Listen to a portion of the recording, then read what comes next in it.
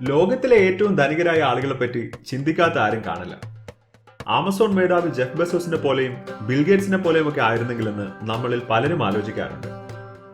ആരാണ് ലോകത്തിൽ ഇന്നേ വരെ ജീവിച്ചിട്ടുള്ളതിൽ ഏറ്റവും ധനികനായ വ്യക്തി?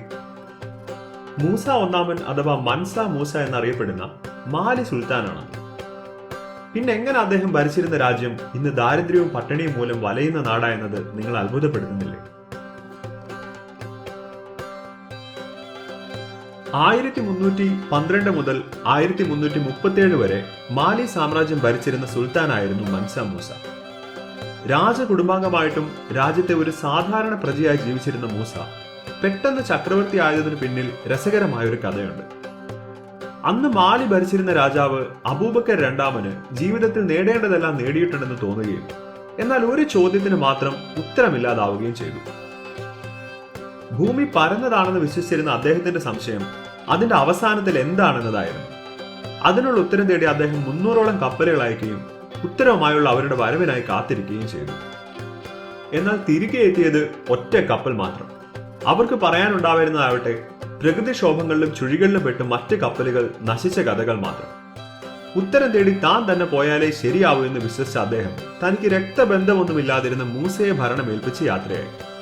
തിരികെ വരുമ്പോൾ ഭരണം വിട്ടുതരാൻ മൂസയെ സ്ഥാനമേൽപ്പിക്കുന്നതാണ് ഏറ്റവും ഉചിതമെന്ന് അദ്ദേഹം കണക്കുകൂട്ടി. എന്നാൽ ആ യാത്രയ്ക്ക് ശേഷം അബൂബക്കർ രണ്ടാമൻ തിരിച്ചു വന്നില്ല. അപ്രതീക്ഷിതമായി അധികാരം നേടിയ മൂസ വളരെ മികച്ച ഒരു ഭരണമായിരുന്നു പിന്നീട് കാഴ്ചവെച്ചത്. ഒരു സാധാരണക്കാരനായി ജീവിച്ചതുകൊണ്ട് സാധാരണക്കാരുടെ എല്ലാ പ്രശ്നങ്ങളും പരിഹരിക്കപ്പെടുന്ന രീതിയിലായിരുന്നു മൂസയുടെ ഭരണം. കച്ചവടം രാജ്യത്തിന്റെ സമ്പദ് വ്യവസ്ഥയ്ക്ക് ഗുണം ചെയ്യുമെന്ന് ചിന്തിച്ച ഇദ്ദേഹം കച്ചവട സാധ്യതകളെപ്പറ്റി ധാരാളം പഠനങ്ങൾ നടത്തി. അക്കാലത്ത് ഏറ്റവും മൂല്യമുള്ള 2 വിഭവങ്ങൾ മാലിയുടെ മണ്ണിൽ ധാരാളം ഉണ്ടായിരുന്നു: ഉപ്പും സ്വർണവും. ലോകത്ത് അന്ന് കച്ചവടം ചെയ്യപ്പെട്ടിരുന്നതിന്റെ പകുതിയോളം സ്വർണവും മാലിയിൽ നിന്നായിരുന്നെന്ന് പറയുമ്പോൾ എത്ര വിപുലമായിരുന്നു മൂസയുടെ സ്വർണ്ണ ഖനികൾ എന്ന് മനസ്സിലാക്കാം. ഒട്ടും വൈകാതെ ഇന്നത്തെ കണക്ക് പ്രകാരം ഏകദേശം 400 ബില്യൺ USD വരെ അദ്ദേഹത്തിന്റെ സമ്പത്ത് വളർന്നു. ഇന്ന് ലോകത്തെ ഏറ്റവും ധനികനായ വ്യക്തി ഇലോൺ മസ്കിന്റെ ആസ്തി 185 ബില്യൺ USD ആണ്. രണ്ടാം സ്ഥാനത്ത് നിൽക്കുന്ന ആമസോൺ കമ്പനി ഉടമ ജെഫ് ബെസോസിന്റേത് 182 ബില്യൺ USD. ഈ 2 പേരുടെയും സമ്പത്ത് ചേർത്ത് വെച്ചാൽ പോലും 700 വർഷം മുന്നേ ജീവിച്ചിരുന്ന മൂസയുടെ സമ്പത്തിനൊപ്പം വരികയില്ല. പങ്കെടുത്ത ഒരു യുദ്ധത്തിൽ പോലും ഇദ്ദേഹം തോറ്റിട്ടില്ല. കാരണം യുദ്ധത്തിൽ ഏർപ്പെടുമ്പോൾ ശത്രു രാജ്യത്തെ പ്രജകൾ വരെ ഇദ്ദേഹത്തിന് കീഴിൽ നിന്നുകൊണ്ട് അവിടുത്തെ രാജാവിനെതിരെ പോരാടാൻ തയ്യാറാവുമായിരുന്നു. ഇത്രയും ധനികനായ ഒരു ഭരണാധികാരി പ്രജകൾക്ക് ഗുണം ചെയ്യുമെന്ന് അവർ വിശ്വസിച്ചിരുന്നു. ഇസ്ലാം മത വിശ്വാസിയായ മൂസയുടെ ഹജ്ജ് യാത്രയാണ് ലോക ജനതയുടെ മുന്നിലേക്ക് മാലിയുടെ പേരെത്തിച്ചത്.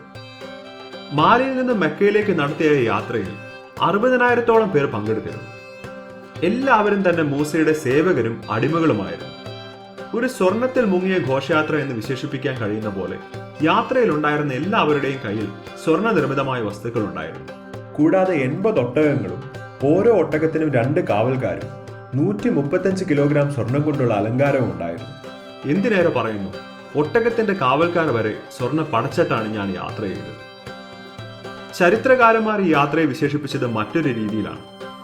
മൂസയുടെ പരിവാര നിരയിലെ ആദ്യത്തെ ഒട്ടകം കാൽവെക്കുന്നിടത്ത് അവസാനത്തെ ഒട്ടകം കാൽവെക്കണമെങ്കിൽ 3 ദിവസത്തെ ഇടവേള ഉണ്ടാകുമെന്നായിരുന്നു ആ വിശേഷണം. തന്റെ യാത്രക്കിടെ മൂസ കെയ്റോയിൽ അവിടുത്തെ രാജാവ് അൽ മാലിക് അൽ നസീറുമായി കൂടിക്കാഴ്ച നടത്തി. താൻ ഹജ്ജ് യാത്രയിലാണെന്നും രാഷ്ട്രീയത്തെക്കുറിച്ച് സംസാരിക്കാൻ ആഗ്രഹിക്കുന്നില്ലെന്നും മൂസ വ്യക്തമാക്കി. തുടർന്ന് അദ്ദേഹം ഒരു വലിയ അളവ് സ്വർണം സമ്മാനമായി നൽകി.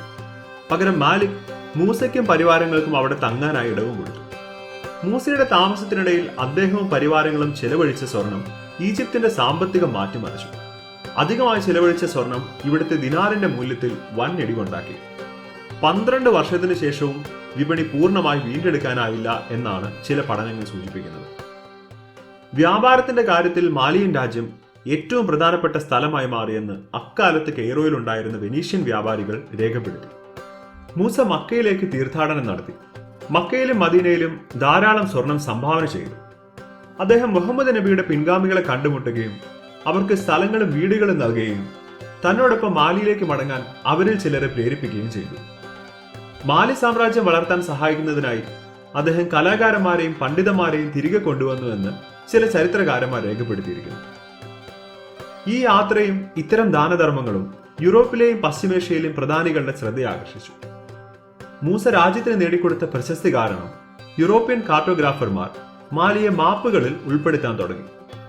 തലയിൽ സ്വർണ്ണ കിരീടവും കയ്യിൽ ഒരു സ്വർണ്ണ നാണയം പതിച്ച ചെങ്കോലും പിടിച്ചായിരുന്നു ആ ചിത്രത്തിൽ മൂസയെ അവർ ചിത്രീകരിച്ചത്. തന്റെ മകൻ മെഗയ്ക്ക് സിംഹാസനം നൽകി മക്കയിലേക്ക് പോകാൻ ആഗ്രഹിച്ചിരുന്ന മൂസയെ മരണം 1337 കീഴടക്കി. അദ്ദേഹത്തിന്റെ മരണശേഷം മാലി രാജ്യം ക്ഷയിച്ചു തുടങ്ങി.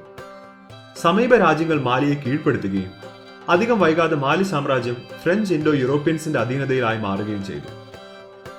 1960 വരെ പിടിച്ചടക്കപ്പെട്ട ഒരു രാജ്യമായി മാലി നിലകൊണ്ടു. പഴയ മാലി സാമ്രാജ്യം ഇന്ന് പല രാജ്യങ്ങളായി മാറി. സെനഗൽ, ബുർക്കിനോ ഫാസോ, ഗാംബിയ, ഗിനിയ, ഗാന, മാലി, നൈജർ, മൗറിറ്റാനിയ എന്നീ ആധുനിക രാജ്യങ്ങൾ അവയിൽപ്പെടുന്നു. ഇന്ന് ലോകത്തെ ദരിദ്ര രാജ്യങ്ങളുടെ പട്ടികയിൽ 22ാം സ്ഥാനത്താണ് മാലി. അവിടുത്തെ മൊത്തം ജനസംഖ്യയുടെ പകുതിയോളം ജനങ്ങളും ദിവസം 100 രൂപയിൽ താഴെ മാത്രം വരുമാനത്തിൽ കഴിയുന്നവരാണ് എന്നത് വേദനിപ്പിക്കുന്ന ഒരു സത്യമാണ്.